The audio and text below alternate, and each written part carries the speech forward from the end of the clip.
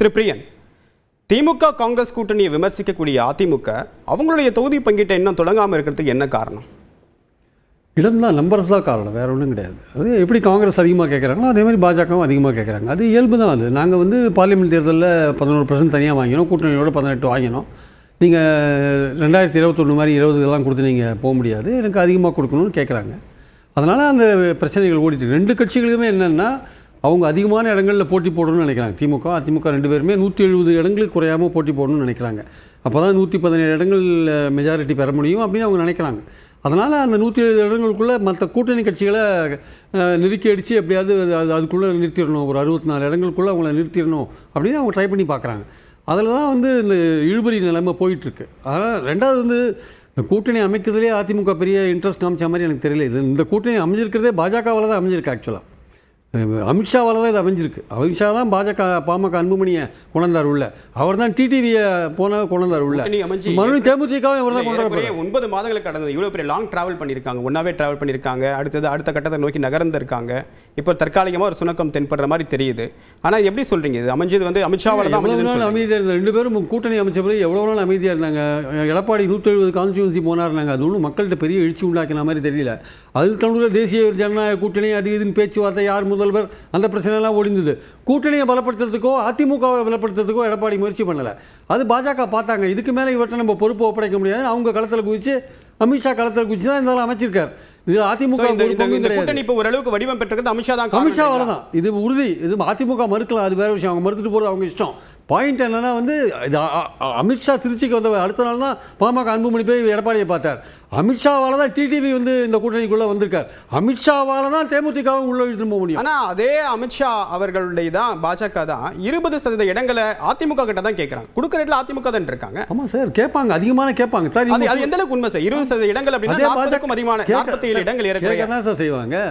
கூட்டணிக்கு தலைமை தாங்கிற கட்சியில் தமிழ்நாட்டில் அதிமுக வச்சுருக்காங்க, கேட்க தான் செய்வாங்க. ஆனால் மேடையில் பேசும்போது ரேட்டை இன்ஜின் சர்க்கார், அங்கேயும் என்டிஏ சர்க்கார், இங்கேயும் என்டிஏ சர்க்கார், அதெல்லாம் பேசுகிறாங்க. அப்புறம் நேற்று வந்த சந்தோஷ் என்ன பேசியிருக்காரு, பாஜக தலைவர்கள்லாம் பேசும்போது என்டிஏ சர்க்கார்னு பேசணும், தமிழ்நாட்டில் என்டிஏ சர்க்கார் தான் அமைய போகுதுன்னு பேசணும்னு சொல்கிறாரு.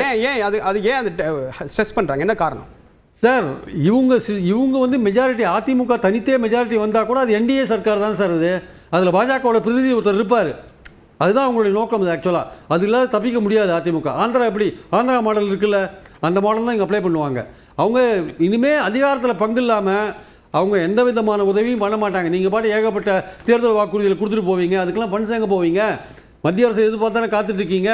மத்திய அரசு கொடுக்கணுன்னா எங்கள் ஆள் ஒருத்தர் உங்கள் அமைச்சரவையில் இருக்கணும், இல்லாட்டி அது கிடைக்கிறதுக்கான வாய்ப்பு இல்லை. இன்றைக்கி எப்படி நாயுடு ஃபண்ட்ஸை வாங்குறாரு? பிஜேபி அங்கே ஆட்சியில் பங்கில் இருக்குது, அதனால் கொடுக்குறாங்க. நீங்கள் மட்டும் ஃபண்ட்ஸை வாங்கிட்டு நீங்கள் நல்ல பேர் வாங்கிட்டு நீங்கள் ஓட்டை வாங்கிட்டு போயிட்டீங்கன்னா அப்போ நாங்கள் எப்படி கட்சியை வளர்க்குறது அப்படின்னு பாஜக நினைக்கிறாங்க. ஸோ அதனால் அவங்க இதெல்லாம் நீங்கள் தனித்தே நீங்கள் மெஜாரிட்டி வந்தாலும் பிஜேபிக்கு ஆட்சியில் பங்கு கொடுக்காட்டி அவங்கக்கிட்ட இந்த ஃபண்ட்ஸ் உங்களுக்கு வரவே வராது. அது அதிமுக பாஜக என்ன பண்ணும்போது ஆட்சிக்கு வந்தால் அது பார்த்துக்கலாம். அவங்க மெஜாரிட்டி பெற்று வந்தபோது இதெல்லாம் தெரியும். இதெல்லாம் பாஜகவுடைய ஸ்ட்ராட்டஜி. அவங்க ஒவ்வொரு இடத்துலையும் கால் வச்சு தங்களை எப்படி வலுப்படுத்தி கொண்டு போகிறார்கள் என்பது முதல்ல ரொம்ப கடுமையான எதிரியோட கூட கூட்டு சேருவாங்க.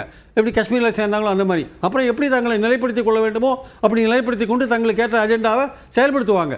அதை புரிஞ்சுட்டவங்க புரிஞ்சுப்பாங்க, புரிஞ்சுக்காதவங்க ஓரம் கட்டிட்டு போக வேண்டியது. நாங்கள் தான் தலைமை அப்படின்னு அதிமுக ஒவ்வொரு மேடைகள்லையும் சொல்கிறாங்க. ஆனால் தேமுதிக கிட்ட மத்திய இணையமைச்சர் எல் முருகன் பேச்சுவார்த்தை நடத்துகிறாருன்றதை பகிரங்கமாக திண்டுக்கல் சீனிவாசன் அவர்கள் சொல்கிறாரு. இதை வெளிப்படுத்துறதுக்கான காரணம் என்ன? அதிருப்தியா, இல்லை பாஜக தான் கூட்டணிக்கு அவங்களும் ஒரு ஈக்குவல் பார்ட்னர் அப்படின்றத அக்செப்ட் பண்ணுறாங்களா? தேமுதிகவுக்கும் அதிமுகவுக்கும் டேர்ம் சரியில்லை சார். முதல்ல அவங்க ராஜ்யசபா கொடுக்கல, 25ல் 26ல் கொடுக்குறேன். நாங்கள் இப்போ 26லையும் கொடுப்பாங்களான்னு ஒரு டவுட் இருக்குது. ஏன்னா அவங்ககிட்ட இருக்கிறது 2 வேகன்சி தான் சார். அந்த 2 வேகன்சியில் அன்புமணி கொடுப்பாங்களா, தினகரனுக்கு கொடுப்பாங்களா, வாசனுக்கு கொடுப்பாங்களா, தேமுதிக கொடுப்பாங்களா? 2 வேகன்சியை 4 பேருக்கு கொடுக்க முடியாது. 2 வேகன்சியில் 1 தான் கொடுக்க முடியும். 1 அதிமுக கொடுக்கணும். அப்போது தேமுதிகவுக்கு ராஜ்யசபா எப்படி கிடைக்கும்? அப்போ பாஜக எங்கேயாவது மாநிலங்களை வாங்கி தரணும். ஏற்கனவே முருகன் வெறும் வெளிமாநிலத்தில் வாங்கியிருக்காரு, நிர்மலா சீதாராமன் வெளிமாநிலத்தில் வாங்கியிருக்காங்க. எத்தனை பேர் வெளிமாநிலத்தில் கூட்டு போய் பாஜக வாங்கி தரோம்? அந்த மாநிலத்தில் இருக்கிற கட்சிக்காரன் கேள்வி கேட்க மாட்டாங்களா? இவர் ரெண்டாவது ஒரு ராஜ்யசபா கொடுத்து அப்புறம் வெளிமாநிலத்தில் கொடுக்குற அளவுக்கு என்னென்னு யோசிப்பாங்கல்ல, பாஜகவில் யோசிப்பாங்கல்ல. அதனால் அதிமுக கொடுக்க முடிஞ்சால் அதிமுகட்டேருந்து அஷ்யூரன்ஸ் வரல, அந்த ராஜ்யசபாக்கான அஷ்யூரன்ஸ் வரல. அதனால் அதிமுகவோட நேரடியாக பேச்சுவார்த்தை நடத்தாமல் பாஜகவோட நடத்திட்டு இருக்காங்க. பாஜகவுக்கு என்னென்னா இவங்க திமுகவில் போய் சேர்ந்துட போகிறாங்கன்னு அவங்களுக்கு திமுகவோட கிட்டத்தட்ட ஒரு மாதிரி அண்டர்ஸ்டாண்டிங் ரீச் ஆகிற ஸ்டேஜில் எப்படி டிடிவியை பிடிச்சி இழுத்தாங்களோ அந்த மாதிரி தேமுதிகவையும் பிடிச்சி இழுக்கிறாங்க. அவங்க எப்படி அந்த ப்ரெஷருக்கு ஆளாக போகிறாங்க, இல்லை அதுலேயும் தப்பிப்பாங்கன்னா நமக்கு தெரியாது. அவங்களுக்கு என்ன அட்வான்டேஜ் இருக்குது, பாஜகவோட போகிறதில்ல திமுகவோட போகிறதில்ல என்ன அட்வான்டேஜ் இருக்குது, அதெல்லாம் வே பண்ணி பார்த்துட்டு எது பெட்டராக இருக்குன்னு அவங்க முடிவு பண்ணுவாங்க. அது பேரமாக இருக்கலாம், அது பேச்சாகவும் இருக்கலாம், அது பிரேமலதாவுக்கு எப்படி சொன்னாலுமே அவங்க கோவப்படுறாங்க. அதனால் அது அவங்க முடிவு பண்ணிப்பாங்க. அதனால் இப்போ அவங்க தேமுதிகவுக்கும் அதிமுகவும் டேர்ம் சரியில்லை. அதில் திண்டுக்கல் சீனிவாசன் அவர் கொஞ்சம் ஒரு லூஸ் டாக்ஸ்லாம் நிறைய பேசுவார்.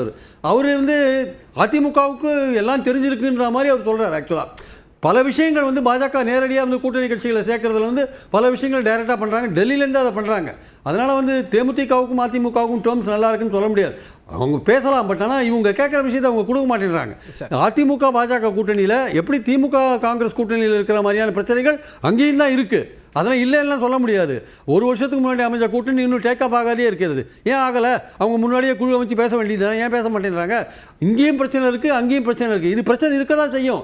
கடைசி நேரத்தில் வரும்போது எல்லாம் சரியாகும், சரியாகாதையும் போகும். டக்குன்னு இங்கேருந்து விலைக்கு அங்கே போகிறதுக்கான வாய்ப்பும் இருக்குது. அரசியலில் எது வேணால் டேர்னிங் பாயிண்ட் வரலாம். ஸோ ரெண்டு இடத்துலையுமே பிரச்சனைகள் இருக்குன்றது தான் இன்றைக்கி நிலவில் உண்மை. ஆக்சுவலாக சரி திரு அக்னீஸ்வரன், இந்த கூட்டணி ஓரளவுக்கு வடிவம் பெற்றுக்கிறது அமித்ஷா தான் காரணம்.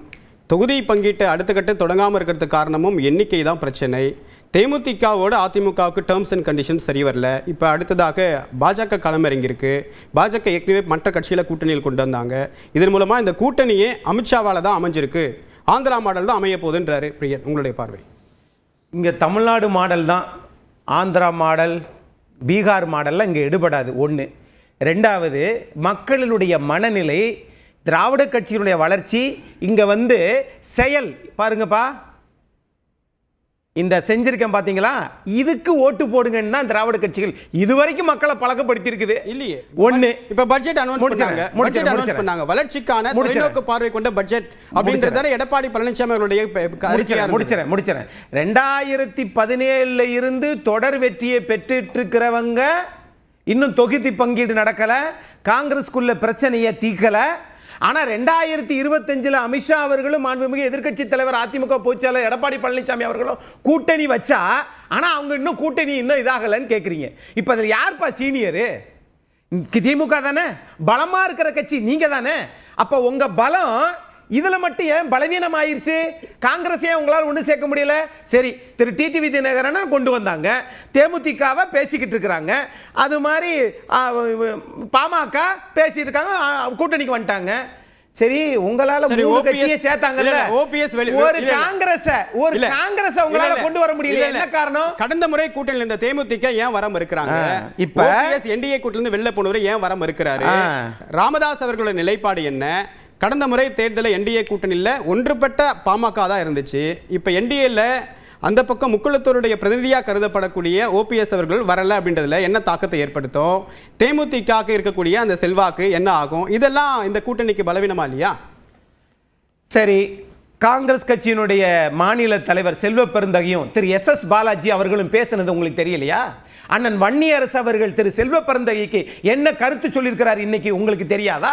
அப்ப உங்க கூட்டணியில பிரச்சனை எதுவுமே இல்ல, இருந்தாலும் வெளியில பேசாதீங்க. பாலாஜி தன்னுடைய கருத்தை வாபஸ் வாங்கிட்டாரு. ஒண்ணு தெரியலையா? ஒண்ணு இல்ல தெரியும். ஆனா அத தெரிஞ்ச அளவுக்கு நீங்க பேசுறீங்கல்ல, தெரியாம பேசிட்டோம் சொல்றீங்கல்ல, அந்த அளவுக்கு. சார் முடிச்சிடுறேன் சார். சொல்லுங்க. அந்த பிரச்சனைய காங்கிரஸ் பிரச்சனை இருக்கிறது. அமித்ஷா அவர்கள் கூட்டணியை சேர்க்கிறார். பிரியன் சாருக்கு நன்றி.